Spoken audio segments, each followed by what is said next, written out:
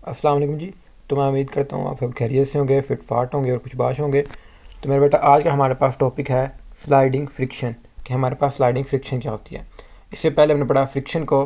तो फ्रिक्शन के लिए हमने स्टडी किया था कि फ्रिक्शन हमारे पास ऐसी टर्म है जिसके अंदर दो सरफेस के दरमियान एक ओपोजिशन रगड़ पैदा हो, जो कि एक जो सरफेस है वो दूसरे सरफेस की मोशन को रोके। तो हमारे पास क्या होती है, फ्रिक्शन। जैसे कि यहाँ पर मैंने एग्जांपल दी थी कि जैसे हम लोग एक हाथ को अगर दूसरे हाथ पर मूव करवा रहे हैं तो दूसरा हाथ मूव करने वाले हाथ को एक मुखालफत पैदा करता है जो कि उसकी मोशन को रोकने की कोशिश करता है। इसी तरह से मैंने वहाँ पे एग्जांपल दी थी बॉल की, कि बॉल इस सरफेस पे मूव कर रही है तो ये सरफेस एक मुखालफत पैदा करेगा जो कि इसकी मोशन को, हरकत को रोकेगा। तो ये जो इनके दरमियान एक रगड़ लग रही है जिस वजह से एक मुखालफत पैदा हो रही है मोशन को रोकने के लिए, वो हमारे पास होती है फ्रिक्शन।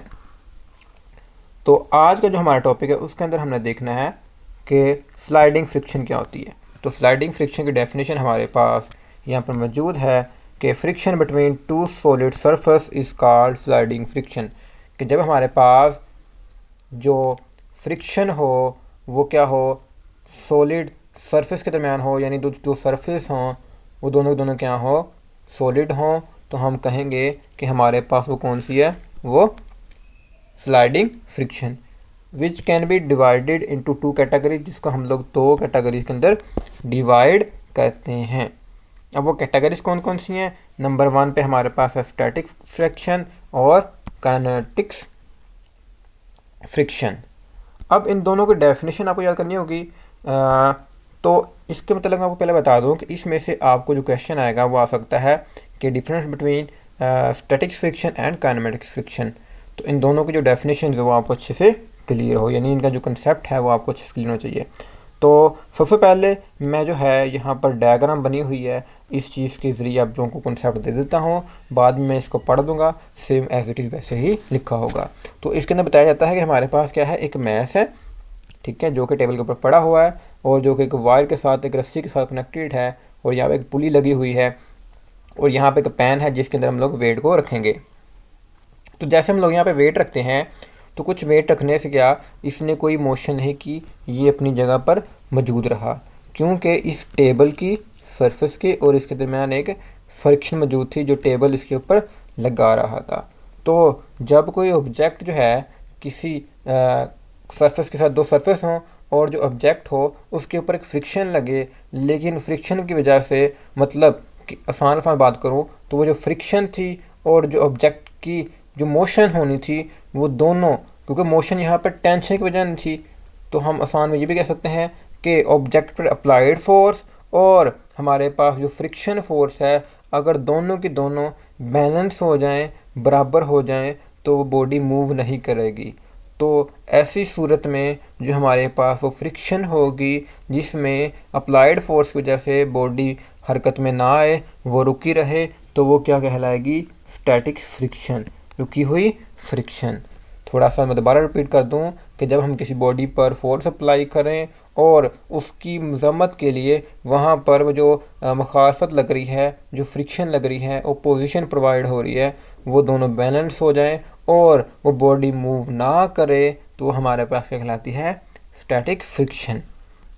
लेकिन अगर मैं इसका वेट बढ़ाता जाऊँ तो यहाँ पर टेंशन इंक्रीज़ हो जाएगी, लेकिन फ्रिक्शन तो वही रहेगी, तो यहाँ पर क्या होगा, टेंशन ज़्यादा हो जाएगी, तो ये बॉडी मूव करेगी। तो जब ये मूव करेगी तो हम कहेंगे काइनेटिक्स फ्रिक्शन। तो इसको आप लोग इस तरह भी याद कर सकते हैं, क्योंकि हम जानते हैं स्टैटिक्स का मतलब क्या होता है, रुकी हुई, और काइनेटिक्स का मतलब क्या होता है, चलती हुई हरकत में। तो जब बॉडी रुकी हुई होगी तो वो स्टैटिक होगी, और जब कोई बॉडी मूव कर रही होगी तो वो क्या होगी, काइनेटिक्स। ठीक हो गया। अब इसी तरह यहाँ पर एक और एग्जांपल दी गई है इंफॉर्मेशन के लिए, मैं इसको जो है वो बाद में आपको बताऊंगा, पहले हम लोग इसको यहाँ पे रीड डाउन कर लें। तो जैसे कि यहाँ पे लिखा हुआ है कि let us consider the motion of block, हमारे पास मोशन ऑफ ब्लॉक है, द हॉरिजॉन्टल सरफेस वजह से, the arrangement is shown figure, हमारे पास यहाँ पे अरेंजमेंट दिखाई गई हैं। When a weight is pulled in the pan, हम लोग जैसे वेट रखते हैं, a force F that is equal to T equal to the sum of this weight and the weight of the pan X on the block। तो हमारे पास कहता है pan of the को जो वेट है और इसमें रखा गया जो वेट है दोनों इसके ऊपर लगते हैं, जो कि टेंशन फोर्स अप्लाई होती है। This force tends to pull the block at the same time, उसी वक्त में एन ओपोजिशन फोर्स अपीयर्स, वहाँ पर एक मुखालफत फोर्स लगती है।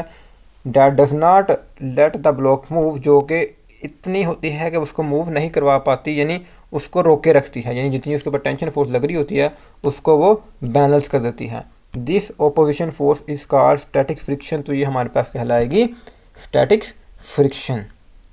और इसी तरह से हमारे पास काइनेटिक्स है। तो काइनेटिक्स में देखें हम लोग, तो if go on adding more weights, अगर हम लोग यहाँ पर और वेट करते रहें इन दी पैन के अंदर 1 by 1 इन स्मॉल स्टेप्स, यानी कि वक्फन वक्फन हम लोग जो है उसके ऊपर वेट को इंक्रीज करते रहें। At a stage will comes, तो एक स्टेज आ जाएगी, when a block start sliding on a horizontal surface, तो वो उसके ऊपर स्लाइड करना शुरू कर देगा। This is a limit of static friction. तो ये वो जगह थी, ये पॉइंट था जहाँ पर स्टैटिक फ्रिक्शन रहेगी। जैसे वो मूव करेगा तो स्टैटिक फ्रिक्शन की जगह ख़त्म हो जाएगी। That is equal to the total weight including panel, हमारे पास जो पैन का टोटल वेट है उसके बराबर होगी। When a block is sliding friction still exist, it is known as kinetic friction. Friction तो होगी बट वहाँ पर क्या होगी, काइनेटिक फ्रिक्शन हम लोग उसको नाम देंगे। तो वही चीज़ कि अगर हमारे पास को बॉडी पर हमने फोर्स अप्लाई की है, उसकी मुखालफत भी पैदा हुई है बट बॉडी जो है वो मूव नहीं कर पाई, तो स्टैटिक्स हो गई। अगर मूव हो चुकी है तो हमारे पास क्या लाएगी, काइनेटिक्स फ्रिक्शन। तो इन दोनों का जो आपको कॉन्सेप्ट है वो आपको क्लियर होना चाहिए। अब इसी के साथ यहाँ पर एक इन्फॉर्मेटिव जो है वो एक दी गई पिक्चर जिसके अंदर दिखाया गया है कि सिंपली हम लोग बात करते हैं कि जो है कोई भी फ्रॉग जो है वो सीधे सरफेस के ऊपर कर सकता है। यहाँ पर उसने एक पत्ता है जो कि एक नीचे के ढिलान की तरफ है, उसके ऊपर भी एक जो टर्टल जो है, सॉरी टर्टल कह रहा हूँ, फ्रॉग जो है वो बड़े अच्छी तरह से जो ग्रिप बना के बैठा हुआ है। तो ये क्यों है, कहता है some frogs can climb to the vertical surface such as this leaf because of static friction between their feets and the surface, क्योंकि इस सरफेस के दरमियान और इसके फीट के दरमियान जो फ्रिक्शन है वो इतनी है कि इन दोनों को स्टैटिक्स रखे हुए हैं, रोके रखे हुए हैं, रेस्ट में रखे हुए हैं, तो हमारे पास कहलाएगी स्टैटिक फ्रिक्शन। तो अगर फ्रिक्शन जो मोशन पैदा करे तो वो काइनेमेटिक्स होगी, अगर वो रोके रखे तो क्या होगी, स्टैटिक्स। अब इसी के साथ हमारे पास एक और इन्फॉर्मेटिव वीडियो है नीचे डायग्राम, तो इसका हम लोग पढ़ लेते हैं। तो यहाँ पर जो डू यू नो दिया गया कि when a shuttle reenters the earth surface the friction caused by the atmosphere raises the temperature surface temperature of the shuttle to over 950 degree.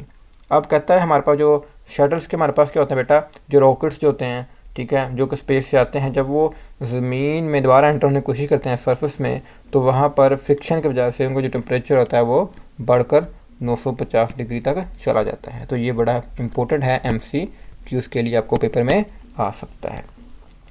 तो मैं उम्मीद करता हूँ कि आपको स्टैटिक फ्रिक्शन और हमारे पास काइनेटिक फ्रिक्शन की कॉन्सेप्ट जो था वो समझ आ गया होगा।